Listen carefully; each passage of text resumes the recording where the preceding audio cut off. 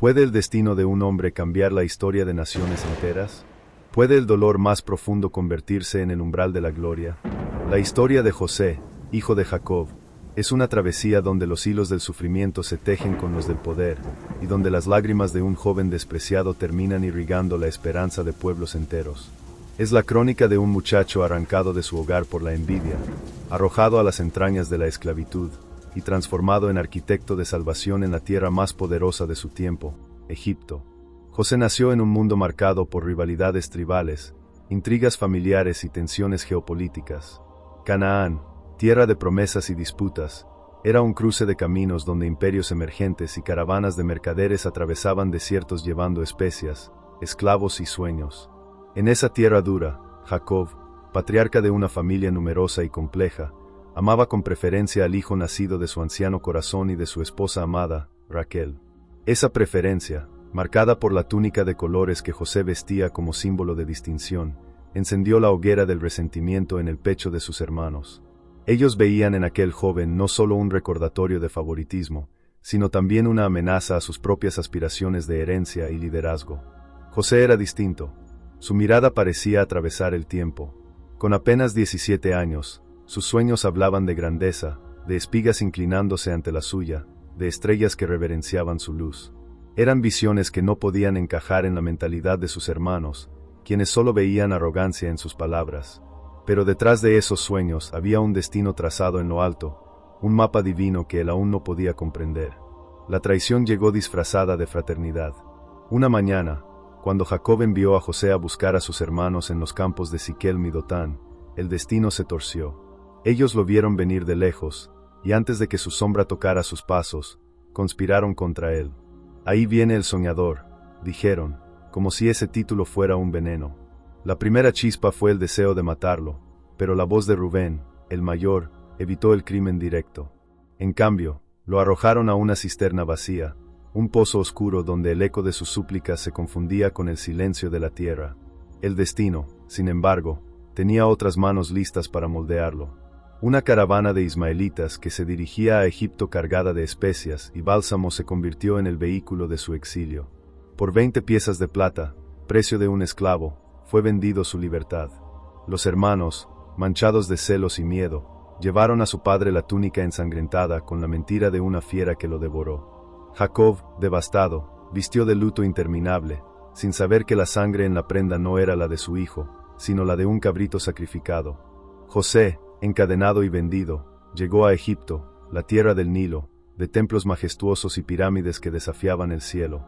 A sus ojos adolescentes, el contraste debió ser abrumador, de las colinas polvorientas de Canaán a las avenidas repletas de procesiones, soldados, escribas y comerciantes.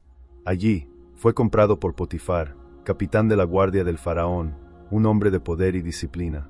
En su casa, José conoció la vida de un esclavo, pero también la oportunidad de demostrar la fuerza de su carácter. La adversidad no apagó su luz. Allí donde lo ponían, prosperaba. Era como si la bendición de lo alto lo acompañara. Su inteligencia, su orden y su honradez lo hicieron ascender dentro de la servidumbre hasta convertirse en administrador de toda la casa de Potifar. Todo lo que tocaba José florecía, y su nombre comenzó a ser pronunciado con respeto en aquel palacio privado. Pero la envidia, que había sido la sombra de su infancia, lo persiguió también en Egipto. La esposa de Potifar, fascinada por la juventud y el atractivo de aquel hebreo, intentó seducirlo. Una lucha silenciosa se libró en el alma de José, el deseo humano contra la fidelidad a un Dios invisible y a la confianza de su amo. Cuando ella, en un último intento, lo sujetó por su túnica, él prefirió huir dejando atrás la prenda antes que traicionar su integridad. Pero la virtud fue recompensada con calumnia. Ella, humillada por el rechazo, lo acusó de intento de abuso. Potifar, aunque quizá dudó de la veracidad de su esposa, no pudo ignorar la acusación. Y así, el joven que había ascendido en la confianza de su señor, fue arrojado a las mazmorras, donde las paredes húmedas y los grilletes fríos se convirtieron en su nueva morada. En la oscuridad de la prisión, José pudo haberse consumido en la desesperanza. Pero incluso allí, la resiliencia de su espíritu brilló. Los guardias vieron en él algo más que un prisionero, vieron a un hombre capaz de organizar, servir y liderar aún en cadenas. Pronto, fue puesto al cuidado de otros presos. Fue en aquel lugar donde el hilo de su historia se volvió a entrelazar con el destino de reinos. Dos hombres, servidores del faraón, el copero y el panadero, cayeron bajo sospecha y compartieron celda con él. Una noche, ambos tuvieron sueños perturbadores. José, intérprete de visiones, les explicó con claridad lo que significaban. El copero sería restituido a su cargo, el panadero sería ejecutado. Los sueños se cumplieron tal como él dijo, y José pidió al copero que lo recordara ante el faraón. Pero el hombre, liberado y restituido, olvidó a su intérprete en la prisión, dejando que los días y las noches se alargaran en el silencio del abandono. 2 años pasaron, 2 años en los que la esperanza parecía apagarse, aunque la fe de José se aferraba a la promesa invisible. Y entonces, cuando el reloj divino marcó la hora precisa, el propio faraón soñó. 2 visiones lo atormentaban: 7 vacas gordas devoradas por 7 flacas, 7 espigas llenas consumidas por 7 marchitas. Ninguno de los sabios y magos del imperio pudo descifrar el enigma. Fue entonces cuando la memoria del copero, como golpeada por un rayo, recordó al joven hebreo en la prisión. De las sombras de la cárcel, José fue llamado a la luz del palacio. Aquel muchacho vendido como esclavo, humillado como prisionero, fue llevado ante el trono más poderoso de la tierra. Sus palabras, humildes y firmes, anunciaron que no era él quien daba la interpretación, sino el Dios que guía los destinos. Explicó que los sueños anunciaban 7 años de abundancia seguidos de 7 años de hambre devastadora, y sugirió una estrategia audaz: recolectar el excedente durante la abundancia para sobrevivir a la escasez. En ese instante, la vida de José cambió para siempre. El faraón, impresionado por su sabiduría y por la claridad de su visión, lo nombró gobernador de Egipto, segundo en poder solo después de él. Se le entregó un anillo de autoridad, vestiduras de lino fino, y un carro que anunciaba su nuevo rango. José, el muchacho de la túnica de colores, se convirtió en arquitecto del futuro de un imperio. El ascenso de José fue tan vertiginoso como inesperado.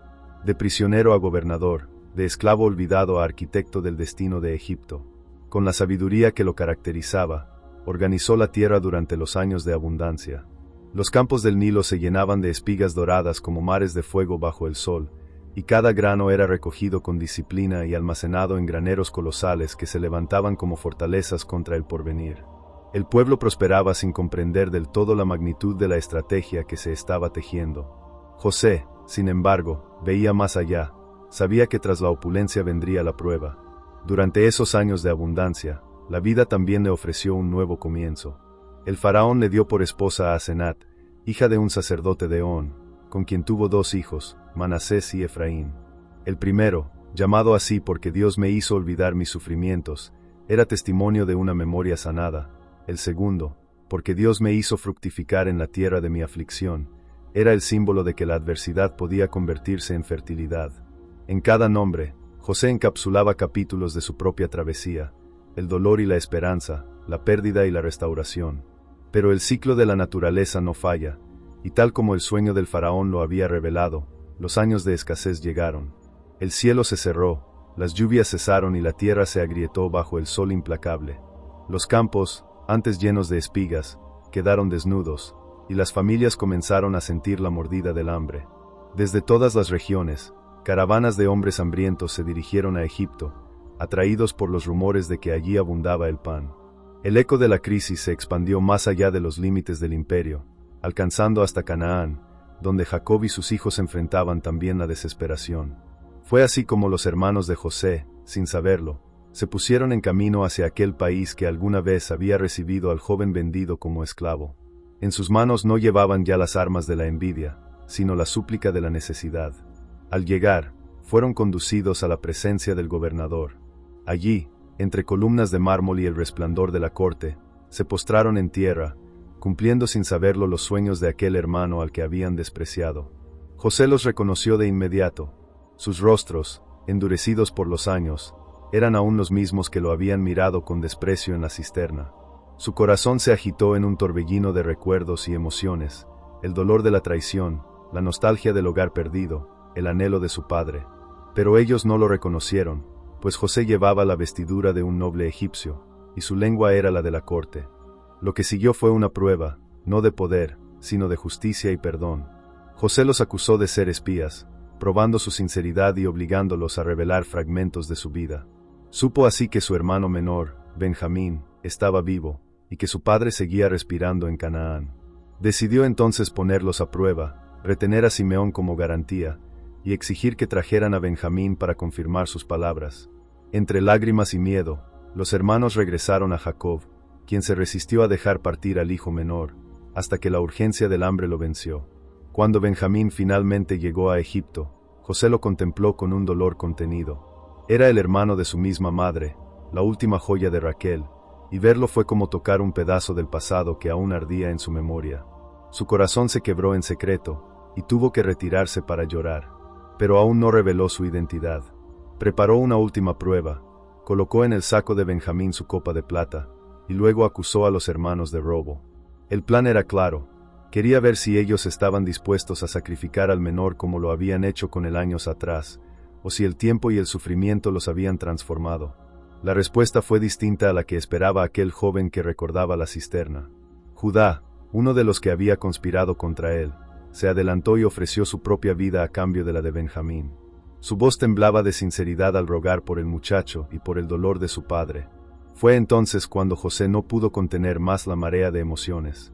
Se quitó el velo de su identidad y entre sollozos que llenaron el palacio, declaró: «Yo soy José, vuestro hermano, a quien vendisteis a Egipto». El silencio fue denso como un muro. El miedo los paralizó, esperando venganza. Pero lo que salió de los labios de José no fue juicio, sino gracia. Les dijo que no se angustiaban, porque lo que ellos habían planeado para mal, Dios lo había usado para bien. Él no veía en su traición solo una herida, sino un eslabón necesario en la cadena que había llevado a salvar vidas. El perdón no fue un acto de debilidad, sino de grandeza espiritual. Reconciliados, José envió carros y provisiones para traer a su padre y a toda su familia a Egipto. Jacob, al recibir la noticia, apenas podía creerlo. El hijo al que había llorado como muerto estaba vivo y era señor de Egipto. El anciano partió con toda su casa y, al reencontrarse con José, lo abrazó con lágrimas que borraron décadas de dolor. En la tierra de Gosén, fértil y apartada, se estableció Israel con su familia, bajo la protección del hijo que había sido desechado y que ahora era su salvador. El legado de José no se mide solo en graneros colmados o en la supervivencia de Egipto y las naciones vecinas durante la hambruna. Su verdadera herencia es un testimonio eterno de que la adversidad puede transformarse en instrumento de redención.